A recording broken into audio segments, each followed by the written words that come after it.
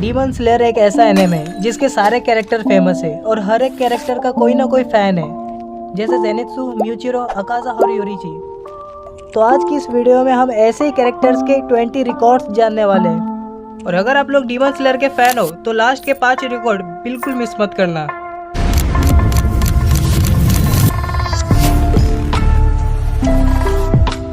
तो आपके हिसाब से कौन से कैरेक्टर की सबसे खतरनाक एंट्री थी, जबरदस्त एंट्री थी डीमन स्लेयर में, जिसके आते ही फैंस ने आग लगा कहा। सो मेरे पास कुछ ऑप्शंस है यहाँ। सबसे पहले अकाजा की एंट्री म्यूगन ट्रेन में विद दिस बीजीएम।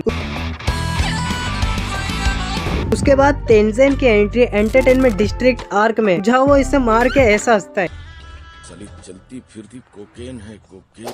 देन आती है ग्योमे की entry with revenge and anger against Muzan. तो इस एंट्री को मैं क्या कहूँ यार। तो इस एंट्री को आपने कितनी बार देखा?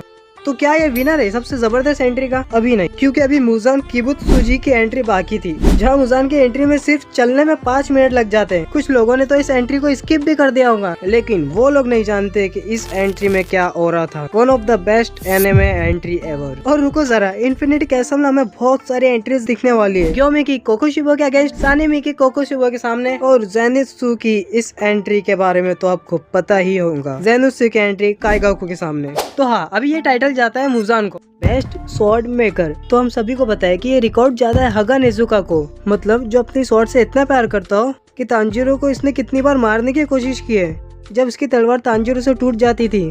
और सीजन 3 स्वॉर्डस्मिथ विलेज में हमने इसका डेडिकेशन देखा था, जहाँ अपर रैंक 5 का डीमन इसके पीछे खड़ा था और इसे बस अपनी तलवार को बनाना था। तो क्या आपको डीमन स्लेयर का ट्रू डीमन कौन है ये पता है? मेरा मतलब है जो वाकई एक डीमन हो, जिसके पास बाकी डीमंस की तरह इमोशंस या फीलिंग ना हो, एक साइको डीमन। हाँ, तो वो है डोमा, अपर रैंक 2, जिसके पास कोई इमोशंस नहीं है और ये बस खूबसूरत लड़कियों का शिकार करता है। ये बात इसे सच में एक ट्रू डीमन का टाइटल देती है। लेकिन इसे शिनोबु और कनाओ ने इसकी सही जगह पर पहुंचा दिया था, इन्फिनिटी कैसल में। लेकिन इन्होंने ये किया कैसे? तो मैं बता दूं, डीमन स्लेयर की सबसे बेस्ट पॉइजन या मेडिसिन मेकर तो आप लोग तो समझ ही गए होंगे, तमायो। इसने बस ऐसा एंटीडोट नहीं बनाया है जिससे डीमंस ह्यूमंस बन जाए। इसी के पॉइजन की मदद से शिनोबु, कनाओ और इनोसुके ने डोमा को हराया। और अब देखते हैं नेजुको के रिकॉर्ड्स। जो पहली डीमन थी जो ह्यूमन बनी हो, और नेजुको का दूसरा रिकॉर्ड है सनलाइट में सर्वाइव करना, जो दूसरे डीमंस नहीं कर सकते। इसीलिए तो मुजान नेजुको के पीछे पड़ा था। हमारे पास ऐसा कैरेक्टर है डीमन स्लेयर का जिसका कोई दोस्त नहीं है, गियो टोमिया, वाटर हाशिरा। शिनोबु इससे बहुत चिढ़ाती है, लोग आपसे नफरत करते हैं ये कहकर। और हमेशा सीरियस रहने वाला कैरेक्टर गियो, जिसको फर्क पड़ता है कि उसके टीममेट्स हाशिरा हैं। हाँ, तो ये रिकॉर्ड जाता है गियो टोमिया को, निकनेम मास्टर, जो लगभग सभी कैरेक्टर्स को हमेशा अलग नामों से बुलाता है। इनोसुके, जिसे बोर्ड्स ने पाला है, तुम इसे डीमन स्लेयर का मोगली भी कह सकते हो। इनोसुके को उसके दोस्तों के किसी के भी नाम याद नहीं रहते। वो कभी तांजीरो को केंतारो, मोंजिरो, गेंगारू, जलजीरो कहता है, और जेनित्सु को मोनित्सु, और गियो को तो एक बार रंगीन कपड़े वाला भी कह दिया था। Last demon. अब ये रिकॉर्ड जाता है यूशिरो को, तमायो का असिस्टेंट या उसका एक दोस्त जो तमायो से ट्रू लव करता था। तो क्या आपको पता है, मुजान के हार के बाद यूशिरो ऐसा डीमन था जो बच गया हो। The last demon stand in infinity castle. Demon slayer का सबसे fastest character none other than Yoriichi. लेकिन कुछ लोग बोलेंगे जेनित्सु है, जो बिजली की रफ्तार से डीमंस को मारता है, और कुछ लोग कहेंगे कि मुजान। लेकिन रुको, जिन लोगों को पता नहीं तो मैं बता दूं, योरिची ने लगभग मुजान को मार दिया था आज से 500 साल पहले। और जहां सारे हाशिरास और डीमन स्लेयर को इतनी मुश्किल हो रही थी मुजान को हराने में, वहीं योरिची ने इसे अकेला रुला दिया था, जिसके सपने मुजान को हजारों साल बाद भी आते। और योरिची इतना फास्ट था कि मुजान ने बचने के लिए खुद को 1800 पार्ट्स में डिवाइड कर लिया था, तो योरिची ने उनमें से 1500 पार्ट्स कुछ सेकंड्स में ही काट दिया था। Most scariest demon. तो हाँ, ये रिकॉर्ड एक डीमन का है जो हैंड डीमन है। हाँ, ये वही वाला है जिसने गियो के दोस्त साबितो को मारा था। और एक ऐसा रिकॉर्ड जिसमें एक नॉन हाशिरा ने किसी अपर रैंक के डीमन को मारा हो अकेले ही। हाँ, ये कारनामा किया था जेनित्सु ने इन्फिनिटी कैसल में, जहाँ वो उसकी पावर पीक पर थी काइगाकू के सामने। आगे एक लौता ब्लाइंड डीमन स्लेयर हाशिरा। हाँ, ये है ग्योमे, स्टोन हाशिरा। सानेमी, विंड हाशिरा का भी एक रिकॉर्ड है जिसके पास रेयरेस्ट ब्लड है पूरे डीमन स्लेयर में, जिसके ब्लड की स्मेल से कोई भी डीमन पागल हो सकता है पीने के लिए, नेजुको के अलावा। पूरे डीमन स्लेयर में एक ऐसा कैरेक्टर है जो सबसे कम एज में एक हाशिरा बना हो, तो ज्यादा सोचने की जरूरत नहीं है, क्योंकि वो है म्यूचिरो, मिस्ट हाशिरा, जो 14 साल की एज में हाशिरा बन गया था।